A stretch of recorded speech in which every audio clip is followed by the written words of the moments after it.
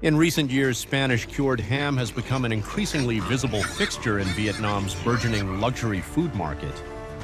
But this appearance has been accompanied by a price tag that often leaves consumers genuinely stunned.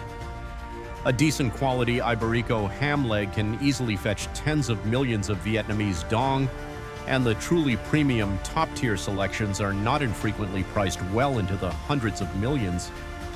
Emerging from European fine dining establishments and luxurious hotels, and often championed by local celebrities who market these exclusive goods, the ham leg has slowly cemented its place as the definitive symbol of opulent gastronomy. It is consumed not for mere sustenance, but for the profound experience it offers, a culinary status symbol. High in price, limited in quantity, and promoted vigorously as a national treasure and signature delicacy of Spain, this scarcity and cost drive Vietnamese consumers' curiosity and desire to experience the authentic product at least once. We are, of course, discussing the genuine, top-grade Jamón Ibérico directly from Spain, not the various imitations floating around the market. So, what accounts for this exorbitant cost? To be clear from the outset, the top-quality, genuinely certified Spanish hams are indeed inherently expensive. It is important to note, however, that Spanish cured ham was not initially a food of the aristocracy, quite the opposite. Its origins are deeply rooted in a very ordinary human necessity, survival. Thousands of years ago, before the advent of refrigeration or electricity, humans faced a simple but critical question: how do you preserve meat so it doesn't spoil? The answer relied on a few readily available elements: salt, the wind, and crucially, time. Pigs were the ideal animal, easy to raise and slaughter and rich in fat. The leg, being large and thick, was the perfect part of the animal to experiment with salting and air drying. Initially, the objective was solely longevity, not exquisite flavor. History credits the ancient Romans with first standardizing the process of curing pork legs on the Iberian Peninsula, the region now comprising modern-day Portugal and Spain. When the Romans conquered this territory, they brought sophisticated techniques for salting and preserving meat, established curing houses, and developed trade networks. A fascinating layer of cultural significance was added during the period when the Moors controlled parts of Spain. During this time, the act of eating and hanging cured pork took on tremendous symbolic meaning. Since Islam prohibits the consumption of pork, displaying a ham leg within one's home became a powerful assertion of identity. I am a native of this land, I am not a Moor. From that point forward, cured ham transcended its role as mere food, becoming a potent emblem of cultural heritage and resistance. The Spanish have also proven masterful at marketing their product. The true essence of Spanish cured ham lies in the rich, compelling stories they tell about it. Therefore, viewing Jamón Ibérico as simply dried pork is akin to looking at a vintage-aged bottle of fine wine and dismissing it as merely fermented grape juice. Biologically, perhaps that analogy holds true, but in terms of intrinsic value and cultural weight, it is utterly false.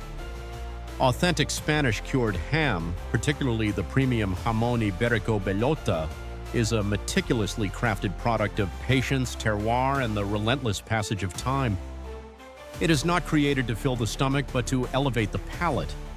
Its true cost is not measured in the physical meat itself, but in the question: to obtain this single slice, what sacrifices did people have to make, and how long did they have to wait? When you grasp the answer, the high price becomes unavoidable. To produce authentic, high-quality Spanish ham, the first and most critical component is not the salt or the cellar, but the animal itself, the pig specifically bred for this purpose. Spanish producers do not utilize standard industrial swine. They use the Iberico breed, often referred to as the black pig, Pata Negra. This is a slow-growing animal that leads a relaxed, active life. It walks extensively, eats discriminately, and matures slowly, somewhat analogous to the prized armpit pigs, often marketed in Vietnam.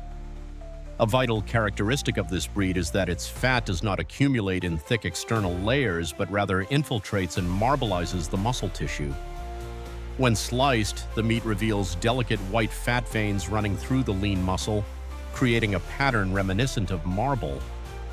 This unique marbling ensures the meat remains succulent and not dry, while the fat itself is light, non-greasy, and most importantly, melts upon contact with the mouth without coating the tongue. Right away, we encounter a fundamental economic challenge. Iberico pigs take longer to raise, are more costly to manage, and yield less marketable meat compared to common industrial pigs. This means the cost per pound of raw product is already significantly higher before even beginning the elaborate curing stages.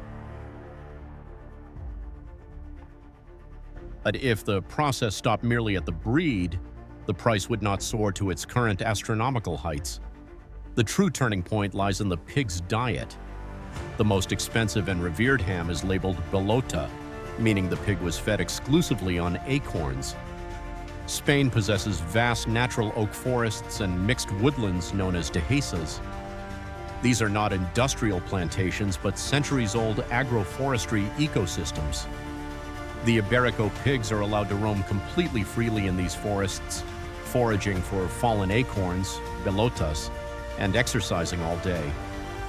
There are no confined pens or growth hormones. Each pig requires a massive area of dehesa land to ensure an adequate supply of acorns. This implies that raising one pig necessitates dedicating an extensive tract of valuable forest land for several months.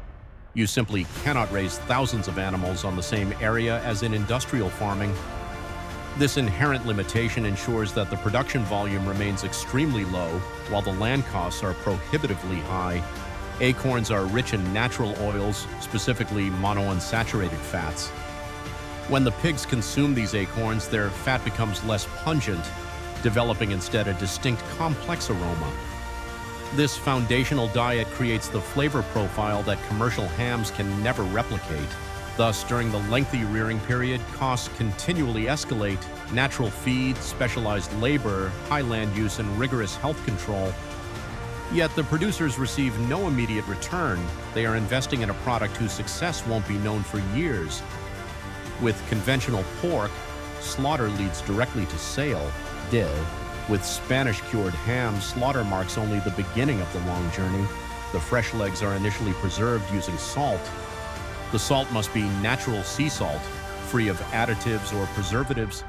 Too much salt makes the ham inedible. Too little, and it rots. There is no fully automated precise measurement. The process relies heavily on the profound skill and seasoned experience of the artisans. A mistake at this early stage means the entire leg is ruined. A loss not of just a few pounds of meat, but of the entire 2 years' worth of rearing costs for that particular pig. After an initial ham leg weighs over 10 kilograms.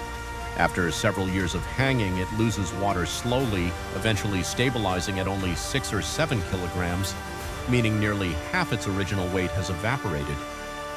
However, the costs, rearing costs, land costs, labor costs, and curing costs are all calculated based on the initial weight. This forces the seller to price the remaining product high enough to absorb the cost of the lost volume, an utterly simple yet profoundly harsh economic rule. The CURED Spanish when you recently, however, to put it, thank you.